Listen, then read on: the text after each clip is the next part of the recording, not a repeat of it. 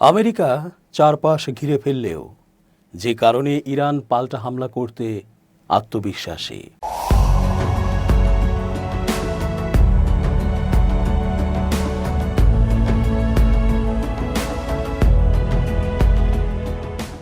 আসসালামু আলাইকুম প্রিয় দর্শক, আমন্ত্রণ আজকের আলোচনায়।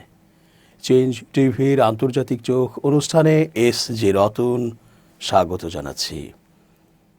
মনে আছে তো সবার, এই তো কিছু মাস আগেও ইরানের বিরুদ্ধে হামলা চালিয়েছিল আমেরিকা ও ইসরায়েল একযোগে। কই কিছুই তো করতে পারল না। এর নানা কারণ আছে। হরমুজ প্রণালী থেকে শুরু করে সমুদ্রে বাণিজ্যিক জাহাজ সহ আরও অনেক কারণ আছে, যার ফলে এমন এক অবস্থা করতে সক্ষম ইরান যাতে করে পুরো মধ্যপ্রাচ্য একদম ছিন্ন ভিন্ন হবার জোগাড় হবে। এর প্রভাব সারা বিশ্বেই এমনভাবে পড়বে যে শেষে ওই দুই রাষ্ট্রকেই এক ঘরে করে দিতে বাধ্য হবে পুরো পৃথিবী। ইতোমধ্যে ইউরোপের সাথে আমেরিকার চরম খারাপ সম্পর্ক ওই গ্রিনল্যান্ড ইস্যুতে। এর ওপর যদি ইরানে হামলার কারণে বিশ্বে এমন জটিল ও অস্থিতিশীল পরিস্থিতির উদ্ভব হয়, তবে ইসরায়েল আর আমেরিকাকে ছিঁড়ে আর খুবলে খাবে সবাই মিলে। তখন আর তাদের পা ধরে বসে থেকে ক্ষমতায় টিকে থাকার চিন্তা কেউই করবে না। এছাড়াও ইরানের ভূমি প্রকৃতি এমন যে সেখানে আমেরিকা আর ইসরায়েলের হামলা করার ক্ষেত্রে নানা প্রতিবন্ধকতা আছে। হয়তো বিমান বা ক্ষেপণাস্ত্র দিয়ে কুপঘাত করার চেষ্টা করা হবে, কিন্তু চারপাশ থেকে হামলা করে ইরানকে খেয়ে ফেলতে চাইলে তা বোধ করি খুবই অসম্ভব এই ভূপ্রকৃতির কারণে। ইরানে এমন রকমের ঝড় ও বায়ু প্রবাহিত হয় যার কারণে সেখানে যে কোনো কৃত্রিম সমরাস্ত্র একদম দম হারিয়ে ফেলে। এগুলো কোনো বানানো কথা নয়, বরং ইতিহাস থেকে এমনটাই দেখা যায়, যা সায়েন্টিফিক্যালিও প্রমাণিত। ফলে ইরান সকল কিছু আমলে নিয়ে এমন প্রস্তুতিও নিয়ে রেখেছে যাতে করে ওই দুই দেশ সেবারের মতোই পাল্টা হামলা করে কুপঘাত করতে যথেষ্ট আত্মবিশ্বাসী। ইরানের দিকে এগিয়ে যাচ্ছে মার্কিন বিশাল রণতরী। মার্কিন প্রেসিডেন্ট ডোনাল্ড ট্রাম্পের এমন বক্তব্যের পর মধ্যপ্রাচ্যে ফ্লাইট চলাচল বন্ধ ঘোষণা করেছে শীর্ষস্থানীয় একাধিক আন্তর্জাতিক বিমান সংস্থা। যুক্তরাষ্ট্র ও ইরানের মধ্যে সম্ভাব্য সামরিক সংঘাতের আশঙ্কায় KLM, লুফথানসা ও এয়ার ফ্রান্সের মতো বড় সংস্থাগুলো এই অঞ্চলে তাদের পরিষেবা সাময়িকভাবে স্থগিত রেখেছে। এনডিটিভির প্রতিবেদনে বলা হয়, এই ফ্লাইট বাতিলের সিদ্ধান্তের ফলে ইসরায়েল, দুবাই ও রিয়াদের মতো গুরুত্বপূর্ণ গন্তব্যগুলোর বিমান যোগাযোগ ব্যবস্থা মারাত্মকভাবে বিঘ্নিত হয়েছে। এয়ার ফ্রান্স এক ঘোষণায় জানিয়েছে, মধ্যপ্রাচ্যের বর্তমান পরিস্থিতির কারণে 23 ও 24 জুলাই তাদের দুবাইগামী ফ্লাইট চলবে না।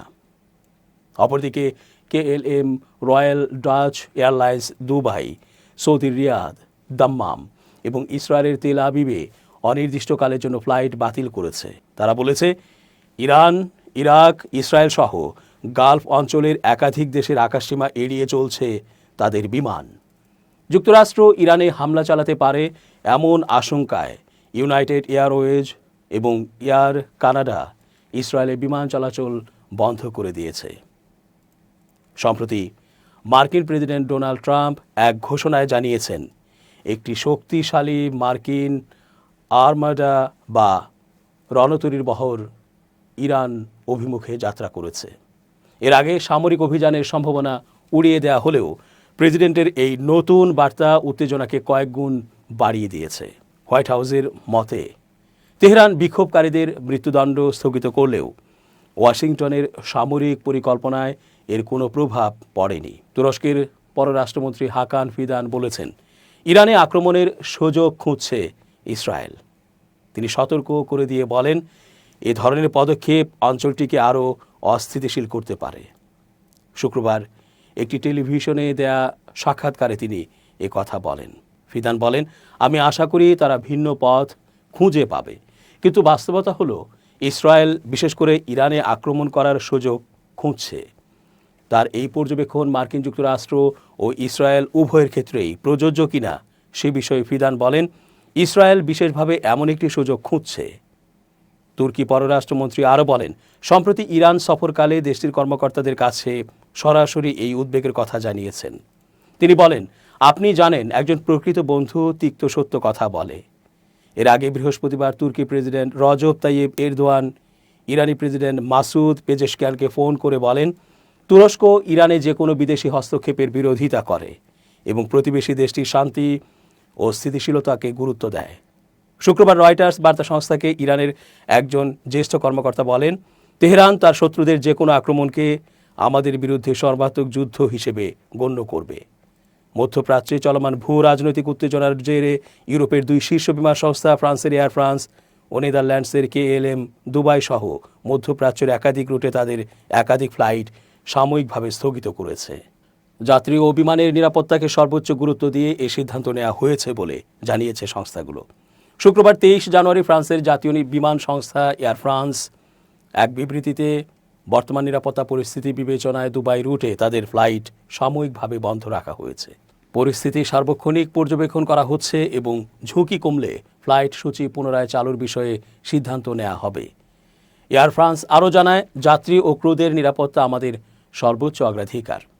আঞ্চলিক পরিস্থিতির পরিবর্তনের সঙ্গে সঙ্গে আমরা আমাদের অপারেশনাল সিদ্ধান্ত হালনাগাদ করছি।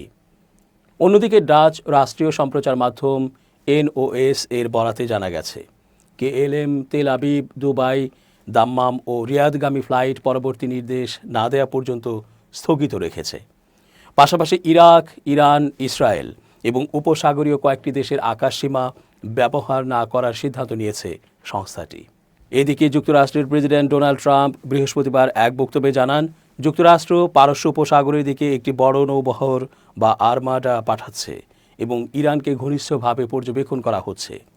এয়ার ফ্রান্স ও KLM উভয় সংস্থায় যাত্রীদের নিজ নিজ ওয়েবসাইট ও হেল্পলাইনে যোগাযোগ করে সর্বশেষ ফ্লাইট আপডেট জানার আহ্বান জানিয়েছে। প্রয়োজনে টিকিট পুনর্নির্ধারণ বা রিফান্ড সুবিধাও দেয়া হচ্ছে।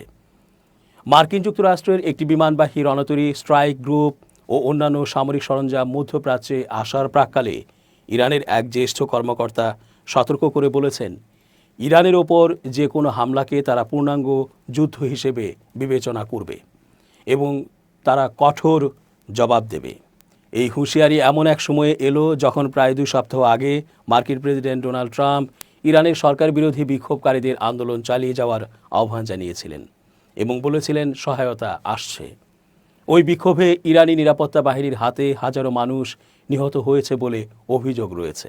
নাম প্রকাশ না করার শর্তে বার্তা সংস্থা রয়টার্সকে দেয়া এক সাক্ষাৎকারে ইরানের ওই কর্মকর্তা বলেন, এই সামরিক সমাবেশ আমরা আশা করি একটি প্রকৃত সংঘাতের উদ্দেশ্যে নয়, তবে সবচেয়ে খারাপ পরিস্থিতির জন্য আমাদের সেনাবাহিনী প্রস্তুত। সে কারণেই ইরানে সবকিছু সর্বোচ্চ সতর্কতায় রাখা হয়েছে। তিনি আরও বলেন, এবার যে কোনো ধরনের হামলা সীমিত, অসীম, সার্জিক্যাল, কাইনেটিক, তারা যাই বলুক না কেন, আমরা সেটিকে আমাদের বিরুদ্ধে পূর্ণাঙ্গ যুদ্ধ হিসেবেই দেখব এবং এর নিষ্পত্তিতে সবচেয়ে কঠোর প্রতিক্রিয়া জানাব। এদিকে বৃহস্পতিবার ডোনাল্ড ট্রাম্প বলেন, ইরানের দিকে যুক্তরাষ্ট্রের একটি আর্মাডা বা বিশাল নৌবহর এগোচ্ছে, তবে তিনি আশা প্রকাশ করেন সেটি ব্যবহার করতে হবে না।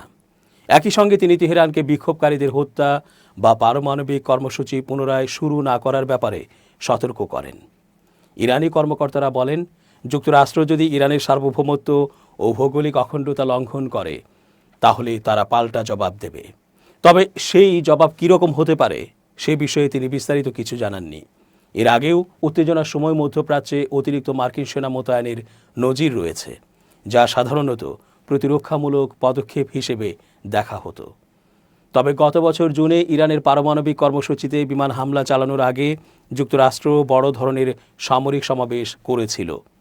এছাড়া গত বছরের শেষ দিকে ক্যারিবীয় অঞ্চলেও মার্কিন সামরিক উপস্থিতি বাড়তে দেখা যায়। পরে যুক্তরাষ্ট্র ভেনেজুয়েলার বিরুদ্ধে সামরিক অভিযান চালিয়ে দেশটির প্রেসিডেন্ট নিকোলাস মাদুরোকে আটক করে। সম্প্রতি ইরানে 2 দেশের মদদে হামলা ও অস্থিরতার সময় এক ব্যক্তি ইরানে সরেজমিনে দেখেছেন সেখানকার পরিস্থিতি। তা নিয়ে বাংলাদেশে ফিরে এসে তিনি নাতেক নুরি ছদ্মনাম ধরে লিখে জানিয়েছেন এক পত্রিকায়, 3 সপ্তাহ ইরানে কাটিয়ে আমি 14 জানুয়ারি বুধবার রাতে ফিরে এসেছি। তেহরানে কাটানো সময় নিয়ে আমি এখন যে লেখা লিখছি ধরে নিতে পারেন তা আমি সামাজিক যোগাযোগ মাধ্যমে দেইনি। কারণ সামাজিক যোগাযোগ মাধ্যম এখন খুব বিষাক্ত। সেখানকার সব কিছু আমাদেরই কর্তৃত্ববাদী ব্যবস্থার কড়া নজরদারিতে থাকে। আমি সাধারণত ইংরেজি ভাষী জগতে ইরানে কি হচ্ছে তা নিয়ে নিজেকে কোনো মুখপাত্র বানাতে চাই না। বিষয়টা ভীষণ জটিল, আর অনেকেই ব্যক্তিগত কষ্ট আর ট্রমা থেকে কথা বলেন। কিন্তু ইরানে বিক্ষোভের সময় ফেসবুক খুলেই আমার খারাপ লেগেছে, কারণ সেখানে আলোচনা হচ্ছে খুব সাদাকালো ভাষায়। সেখানে সব কিছুকে দুই ভাগে ভাগ করে দেখার চেষ্টা করা হচ্ছে, যদিও অনেকেই মনে কোনো দোষ না রেখেই করছে। আমি এখানে যা লিখছি তা এমন একজন মানুষের অবস্থান থেকে, যিনি ইরানকে গভীরভাবে ভালোবাসেন এবং ইরানের সংস্কৃতি ও ইতিহাস নিয়ে কয়েক দশক গবেষণা করেছেন। আমি পাঠকদের অনুরোধ করছি, নিচের প্রতিটি বিষয়কে একসঙ্গে ধরে দেখবেন, একটিকে অপরের বিপরীতে দাঁড় করাবেন না। যেমনটা আমি সামাজিক যোগাযোগ মাধ্যমে পড়া বহু বয়ানে দেখেছি, ইরানের মানুষ সরকারের দুর্নীতির কারণে ভীষণ ক্ষুব্ধ। তারা মনে করে এই দুর্নীতি বর্তমান অর্থনৈতিক অবস্থার জন্য দায়ী। দর্শক, আজ এই পর্যন্তই। ধন্যবাদ। changeTV.press, এক ফোঁটা হলুদও নেই।